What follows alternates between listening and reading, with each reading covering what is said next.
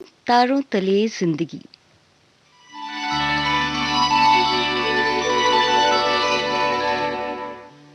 तारों तले जिंदगी इस सीरीज में हम आपके लिए लेकर आए हैं हिंदी साहित्य जगत की कुछ चर्चित कहानियों और उपन्यासों पर केंद्रित नाट्य वाचन। इस कड़ी में प्रस्तुत है मुंशी प्रेमचंद का लिखा चर्चित उपन्यास प्रेमा। तो आइए सुनते हैं प्रसिद्ध उपन्यास प्रेमा का रेडियो नाट्य वाचन।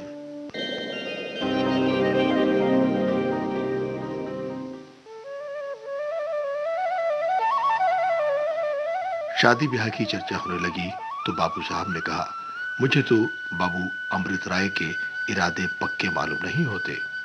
शायद वो सुधारक मंडली में दाखिल होने वाला है। बस इसी बात को लोगों ने कुछ ना कुछ सोच लिया। सारे घर में कोलाहल मच गया। पूर्णा ने हंसकर प्रेमा से कहा, मैं जो कहती थी सब झूठ है। बोली, मुंह मीठा हुआ कि नहीं। अब सुनते हैं प्रेमा के रेडियो नाट्य वाचन की 8वीं कड़ी।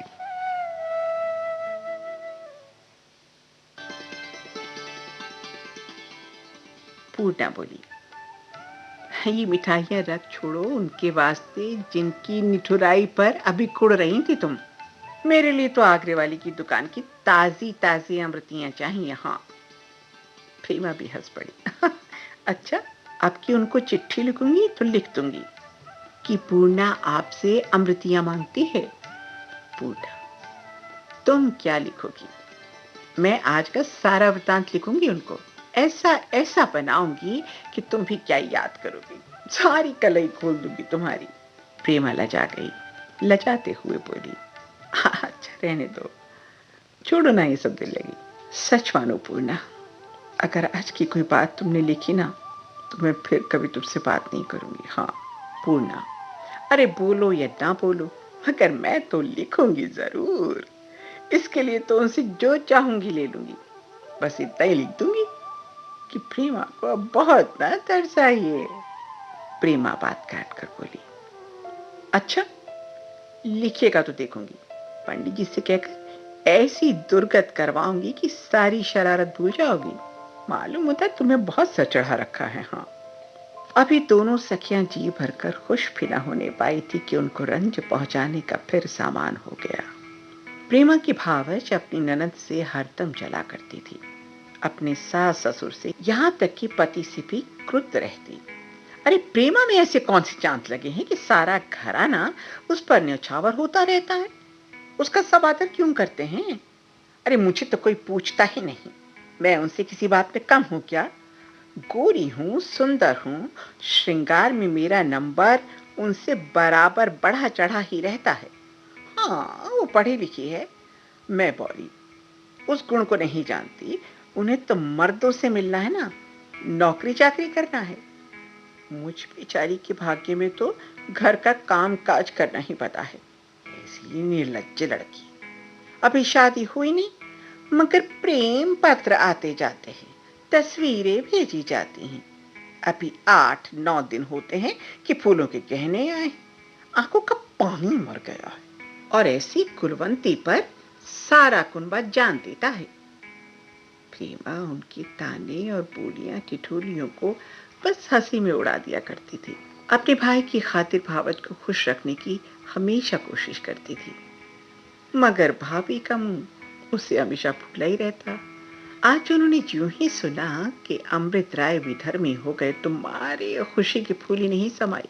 मुस्कुराते मचलते मटकते प्रेमा के कमरे में पहुंची और बनावट की हंसी हंसकर बोली, रानी जी, आज तो बात खुल गई। प्रेमा ने ये सुनकर लाज से सर झुका लिया, मगर पूर्णा बोली, सारा भांडा फूट गया। ऐसी भी क्या कोई लड़की मर्दों पर फिसले? प्रेमा ने लजाते हुए उत्तर दिया, जाओ तुम लोगों की बला से मुझसे मत उलझो। भाभी, नहीं नहीं, दिल लगी की बात नहीं है। मर्द सदा के कटकलेजी होते हैं। हाँ। अरे उनके दिल में प्रेम होता ही नहीं। उनका जरा सर धमके तो हम खाना पीना छोड़ देती हैं, मगर हम मर ही क्यों ना जाएं, उनको तो जरा परवाह नहीं होती। सच है, मर्द का कलेजा कांट का। पूर्णा बोली। भाभी तुम बिल्कुल ठीक कहती हो, मर्दों का कलेजा सचमुच कांट का होता है।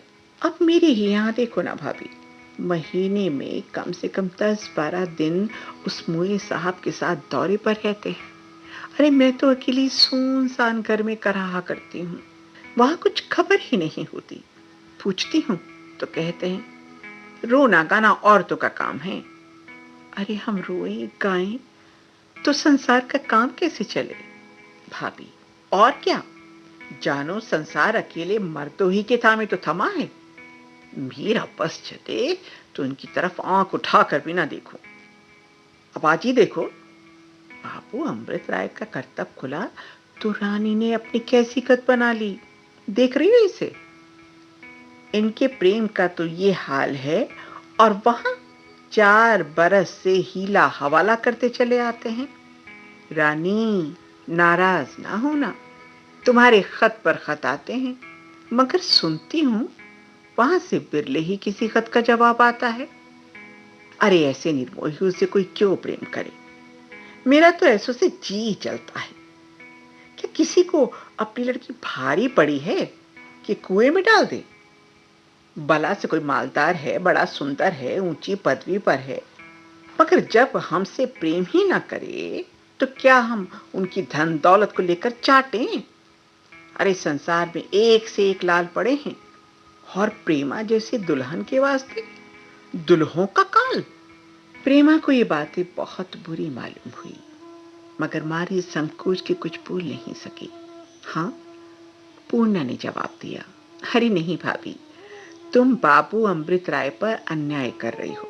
उनका प्रेम तो सच्चा प्रेम है, उनमें और दूसरे मर्दों में बड़ा भेद है भाभी। हाँ भाभी।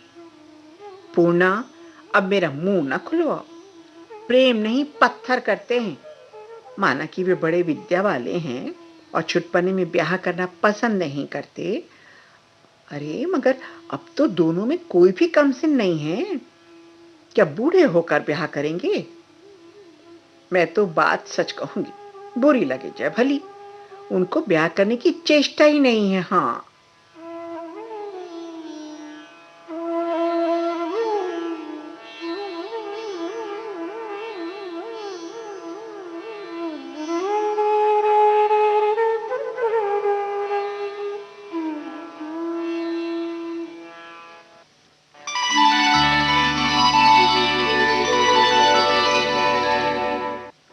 तारों तले जिंदगी, इस क्रम में अभी आप सुन रहे थे मुंशी प्रेमचंद का लिखा उपन्यास प्रेमा का रेडियो नाट्य वाचन। स्वर डॉक्टर ऋतु राजपूत का था और प्रस्तुतकर्ता थी काजल सूरी।